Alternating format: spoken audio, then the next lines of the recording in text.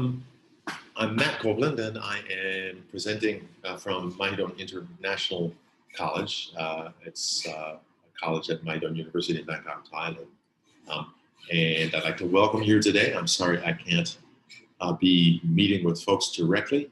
Virtual conferences are better than nothing, I guess, in the age of COVID, but it still seems funny to not have an audience that I can talk to and interact with directly. I'm getting used to this whole idea of teaching online, so it's getting a little easier to talk to an anonymous audience or to folks who are online. And also I'm an old guy, so I'm getting used to talking to myself in rooms anyhow. So to continue on, I basically, for most of my academic career, been quite interested in the concept of nationalism. It can be a very powerful force that works to take folks at the bottom of society who previously never had a stake in the game and give them a role, give them a stake in the economy, let them, for the first time, have civil rights. In some places, there can actually be a top-down force for maintaining the power of elites. Anyway, you look at it, nationalism as a contested discourse, and of course, that's particularly true in Thailand, where, as often as not, Thai nationalism is represented as an official discourse, something that was created by the monarchy to maintain the position of a status quo elite. That's why when I start talking about Thai anti-colonialism, my first slide looks at this as a misnomer, something that has been inappropriately named, because generally, if you look at Thai history, much is made of the fact that the country was never formally colonized. And having never been colonized, ostensibly the need for any sort of national liberation movement is then precluded. Anti-colonialism isn't called for. In that telling, of course, Chakri nationalism, Thai nationalism, the nationalism you get here in the late 19th and early 20th century is unique. It's something that's developed from on high and disseminated to a receptive public. My research led me to conclude that things were a bit different from that. Before we turn to that, though, let me just provide a bit of background on broader debates about semi-coloniality in the Thai context. For starters, in recent years, there's been quite a debate about Thailand's status as a post-colonial society. Even though the country wasn't colonized, scholars like Peter Jackson and a number of others have argued that really, official history aside, the country went through similar experiences as other colonial states, and of course, moving beyond them, found itself caught up in also a post-colonial legacy. Those arguments are out there, and they've been countered by others. Most notably, Edward Van Roy did a brilliant ethnographic study a couple of years back, where it basically noted that some of these debates over semi-colonial standing were really anachronistic in the sense that the 19th century Siam was a kingdom that had lots of different ethnic groupings and a variable royal authority. It was essentially a multi-ethnic imperium, not a space that could lose national sovereignty anyhow. If you think of sharing a space with other powerful domains, that was just how pre-modern states worked. They tended to wax and wane depending on the period and rulers and conditions and things. His arguments are worth the trouble to look at. Of course, you can also drop back and look at earlier debates in Thailand, particularly from the Thai left in the 40s and 50s, and indeed, again, in the 60s and 70s, members of the Thai left argued that Thailand had been a semi-colony. And that discourse, of course, was directly germane to stuff that happened in the 19th and 20th century after the Bowring Treaty, when the country was opened up to a foreign trade, 1855 onwards. It became increasingly a spot where foreign capital dominated certain aspects of the economy. Another facet of that, of course, was inbound Chinese immigration, which was big enough so that right through the 19th century, Bangkok, the hub of Siam, Thailand, was essentially, as often as not, about 50% Chinese. So if we look at this ethnic Chinese component of folks who came and oftentimes saved up money and left, this idea that the country was dominated by foreign capital and foreign mercantile interests actually is pretty compelling. Add to that, in the time frame in which Udom Sisoan and others made their arguments, of course, Thailand was fast becoming, if not a semi-colony, at least a proxy state in the U.S. Southeast Asian foreign policy world. So if you think of that protege status, sometimes this debate about semi-colonial status was part with reference to the past and part contemporary critique. My own interest in stuff looks to economic nationalism. If we look at nationalism, of course, there are lots of different strands of nationalist thinking, but economic nationalism is oftentimes the most powerful, compelling strand in instances where newly emergent groups are struggling to get a toehold and to establish themselves as an economic force. And that was precisely what was happening in the early 20th century with Thai commoners who really until the end of the 19th century had been caught up in either bonded labor or slave systems. Once they were freed, and that was a phased process that ran to the end of the 19th century, a growing number began to get education and migrate into Bangkok to look for employment, as often as not either in the expanding state sector or in newly emergent parts of the economy like commercial publishing. And there they remain, constituting an ever-growing concentrated force of Thai speakers, and they became a target for press commentary and stuff. And the economic nationalism that begins to take shape in that context is something new. If we think of laying claim to proprietary rights, ownership rights over a kingdom that was traditionally controlled by hereditary rulers or Chinese merchants, or from the mid-19th century onwards, European imperialists, basically it was quite a novel proposition, the idea that you had an economy that someone else had taken over. A bit of imaginative effort there.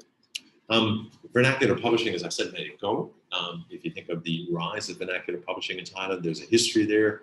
It begins, of course, with foreign missionaries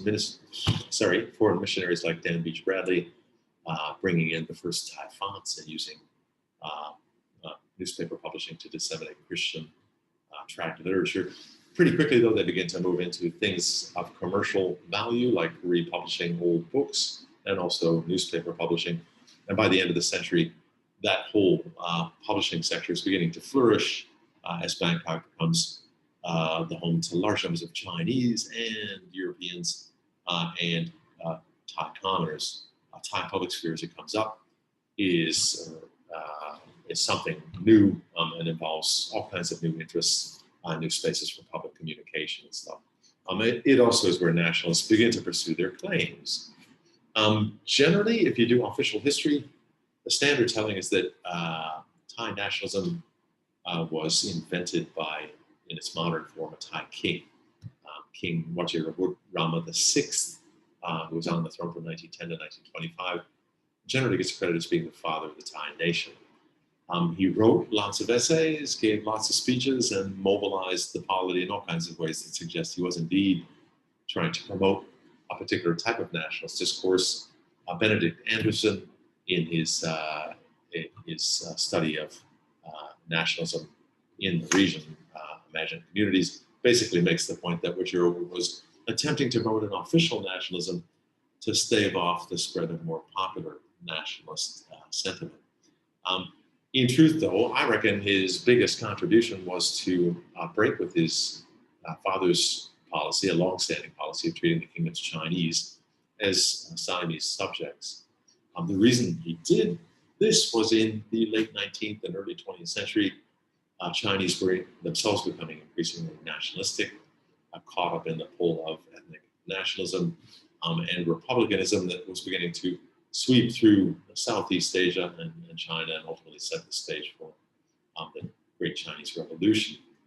Alongside that, of course, you had Chinese as a commercial force that became increasingly cognizant of their own power in Siam, to the extent that a series of strikes that happened in the late 19th century. In 1910, they launched a major 3-day strike that basically shut down Bangkok. So Vajirama came to the throne at a time where the Chinese were not just a political threat, but also an economic threat. Add to that, in 1912, 2 years into his reign, there was an attempted coup d'etat against the king from Sino-Thai officers in the Siamese army. And the king took this as a sign that really Chinese influence was beginning to percolate in. And in response to that, he began to actively promote the idea that Siam was a Thai space in which Chinese were welcome, provided they remained loyal to the throne, and also opted for basically committing themselves to Siam and not thinking about Chinese republicanism. His argument struck a chord with ethnic Thai subjects who found themselves really at the bottom of an economic heap under hereditary rulers in a city that basically was dominated by Chinese capital, with foreign advisors in the government and foreign business interests on the ground. Really, from an ethnic Thai standpoint, the country had fallen under the control of others. And in that context, you begin to get something that approximates an anti-colonialism coming up. By that, I mean growing numbers of critiques that took the form of press essays or fictional accounts or graphic satire and stuff that made the point repeatedly that the country had fallen under economic control of outsiders. If we look at that thing, it's quite compelling because really this 10, 15-year critique of the dynastic order sets the stage for one of the seminal events in Thai history, and one that's being replayed right now, the People's Party uprising against the throne. I say being replayed right now because for those who are following Thai politics, we now have big student protests, a group of students calling themselves the People's Party, talking about unfinished business, and looking back to 1932 as a touchstone for their own protest movement. Anyhow, if you look at this early thing, it seemingly was a nationalistic inspired event.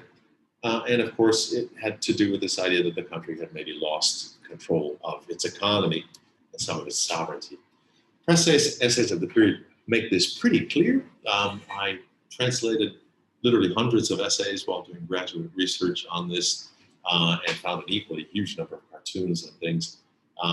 The amazing thing is that most of this stuff had been sort of left in place in the National Library and not utilized at all. This one, 100 years ago, the wealthy and powerful brought their slaves directly. Now that we get to the civilized age, the powerful countries of the world simply force the weaker into indirect slavery, a type no less complete than the previous form. We must awaken. It's far too late already. The country's falling under the permanent oppression of outsiders. If you think of this type of critique, and this is 6 years before the monarchy is overthrown, it pits this notion of civilized countries versus a country like Siam. The country was struggling with this discourse of civilization, and talks about indirect slavery, also this permanent oppression of outsiders. Here, the outsiders are presumably both European and Chinese. If we look at other types of commentary that turn up really in the years just prior to the overthrow of the monarchy, of course, some of this commentary is directed at white hands. Here, are we really independent? Aren't the country's biggest commercial concerns all in white hands? And don't white hands possess boundless tracts of timber in the north as well as mines and rubber plantations in the south? And are white hands running all the government's important departments, managing its revenue and overseeing its expenditures? As far as rights are concerned, white hands are clearly hold more than the country's owners. A European acquaintance of mine used to think that Siam was one of his country's colonies. Now he considers it to be their indirect colony. And the expression in Thai was colony, one which they maintain without bringing in foreign administrators or spending large sums of money. If you look at this particular quote, of course, it uses the expression indirect colony, something that turns up much later in left-wing discourse, but here in 1930, at a time where there was no Thai Communist Party, it's pretty clear that folks were already beginning to look at categories that seemingly we think of as being more modern than this. Something else that's interesting, this Supabaru, which means the gentleman or gentleman in Thai. Like lots of places, Thai nationalists of common birth began to use the category of gentlemanliness, the gentleman, to sort of juxtapose self-cultivated moral individuals over and against birth. And this particular magazine, it was a startup by some of the country's best writers, young men who want to be significant journalists and novelists over the next couple of decades. And their writing here 2 years before the monarchy is overthrown was quite compelling, such so that the magazine quickly became the best-selling magazine in Bangkok in in the space of just a couple of months. Circulation figures weren't huge. We're looking at something that rose from 500 to 1,000 to 1,500 to 2,000 issue by issue. But those 500 issue jumps suggest growing popularity. And of course, the biggest circulation figures of the day were in the order of lower thousands anyhow, because newspapers like this sat in coffee shops and were read by lots more people than one individual subscriber. Anyhow, you also get growing comparisons. This one I didn't gloss all the way out because it's sort of tough to do. This was on an essay on education, where they were noting that Siam had a lot more in common with Japan, or I'm sorry, with Burma and Cambodia than did Japan. In this one, the chart is comparing the independence of Japan, Siam, Burma, and Cambodia. And Japan, all the way on the left, basically is shown as having full control of its trade, its industry, its government advisors, and its administration. In the case of Burma and Cambodia, they've lost control to foreigners in all four instances. And in Siam, trade, industry, and government advisors are in the hands of foreigners, and only the administration is left in the hand of Thai. So if you think of these sorts of charts, pseudo-scientific representations of Siamese sovereignty, there was a growing concern in the increasing representation of a country that had almost completely been eclipsed by foreign interests. This turned up in fiction too. In fact, I got quite interested in the extent to which early romance fiction that comes up in the 1910s, 1920s, the early novels and things, were essentially all allegorical. Folks have looked at this in a Latin American context before, I know, but this idea that early novels give you perfect union between upper and lower classes, or how to make productive union within the body politic, that works really well in the Thai context too. It's an interesting parallel. Anyhow, this fellow, Akadamnoon, he wrote a novel called Yellow Skin, White Skin, Pulung, Pukao, and he basically was looking at the perfect marriage, and in this one, a Thai prince was desperately in love with a British woman, and everyone around him was advising him not to marry her. The hero of the story was a Thai journalist who had a British girlfriend, but knew deep in his heart that they could never consummate their marriage because of this racial difference between Asian and European peoples. And although it's a fictional work, all the way through you have all kinds of direct discussions with the reader about the state of the Thai economy. This, for example, how is it that our country's come no further than this at present? We allow foreigners to come and have the pleasure of mining our ore at Phuket, planting our rubber plantations, growing our coconuts. We Thais let the foreigners suck the blood from our bodies. We allow them to come and develop our commerce, to reap as full a harvest as they please. If you read something like that, it doesn't read like fiction anymore. It's fairly incendiary, and it talks about foreign parasites sucking the kingdom dry. Graphics become a part of this too. I got quite interested in cartooning. This is the opening heyday of Thai political cartoons. Of course, in the 19th century, a lot of this stuff was learned from British newspaper and magazine stuff that flooded into the kingdom. But in the 1910s and 1920s, Thai cartoonists make stuff their own and begin to use it as another way of representing the nation and its dire straits. This one, the publication Grot Le, Iron Armor, circa 1924, was one of the best-selling publications of its day. Let me see if I can point this out, maybe not. The caricature, the cartoon on the left, you see in the sky, on the left-hand side, a caricature of the reigning king, Rama VI, whichever who I mentioned a minute ago. And then to his right, his favorite courtier, a guy named Ram Rako. They're both calling out to the crowds below, "You guys down there are okay, aren't you?" And the fellow on the ground is saying, "Tens of thousands of us don't have any work. We don't have any money to buy food. In such circumstances, why should we worry about getting thrown into prison for stealing stuff?"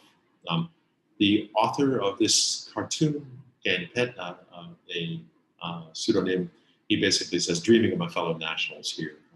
So if you look at this, in an age when the monarchy was saying that the country had no problems and was independent, and basically a monarchy was attempting to promote an official top-down nationalism, this view, bottom-up, is no, we got a nation that's in dire straits, and of course, economics sits at the heart of that. I began my first slide with this one. It warrants a bit of explanation. There's a saying in Thai, as long as the chickens have rice to eat, I'm okay. Of course, what that means is I've got chickens and rice, good to go. Here, though, you've got a Chinaman, and I've cut the graphic here, but he's got the Chinese Q on the back and an opium pipe in the front. It's sort of a caricature that basically plays upon some stock images of the Chinese opium smoker. But here it says, he's saying the expression, he's saying that in Thai, a Chinese accented Thai. And if you look at the chickens, they're all wearing foreign hats. The meaning here is sort of subtle, but it basically means I have problems because the Chinese have taken over the game, and even the chickens are wearing foreign hats, so there's nothing left for the Thai people. There's a lot of stuff like this, so much in fact that I could indeed have in classes I teach, made hour, 2 long hour presentations of just cartoons. The caption here, though, 1931, if we don't fix it, it won't get better, basically is indicative of 10 years on, folks who are sick of a government that is still pursuing laissez-faire economic policies. In this one, you've got the guy in the middle, basically carrying a bag of money out of Siam and heading towards foreign capitals around the world. So if you think of it, this idea of the countries being drained dry by foreign economic interests sticks around, and this, a year before the monarchy is overthrown, sort of suggests that right up to the end, people were worried about this one. Another one, 1931. Who owns the place? Foreign creditors coming to collect their money. On the left side of the panel, you've got a Chinese person and a South Asian person and a foreign person, all coming to collect debts. And of course, the woman housekeeper is actually saying, all these people are here to get their money, what shall we do? If you look at this one, it of course drives home the point that at least in certain respects, Thai nationalism was anti-colonialist, worried about foreign control of the economy, increasingly assertive of local rights and control. In that respect, instead of seeing Thai nationalism as a uniquely top-down conservative discourse, some strands of it were clearly pretty much like the nationalism that were taking shape in neighboring colonial settings. Anti-colonialists, increasingly assertive about economic rights, and that, of course, set the stage, I reckon, for the 1932 overthrow of the absolute monarchy, an event which has been rewritten in recent years to be a non-event, but one at least which in the 1930s was heralded as a day of national liberation. In fact, from 1939 to 1961, it was celebrated in much the same way as Americans celebrate the 4th of July. In 1961, it was canceled, and the date was moved to the King's birthday. But if we think of that shift, of course, that tells us a lot about contemporary concerns and also the extent to which folks have lost sight of the earlier meanings attached to 1932 and the development of Thai nationalism. Thanks very much. I've enjoyed giving you this presentation, even though you're not here to ask questions about it. Please, if you have any comments or commentary, do get in touch with me. Thanks a lot. I appreciate it.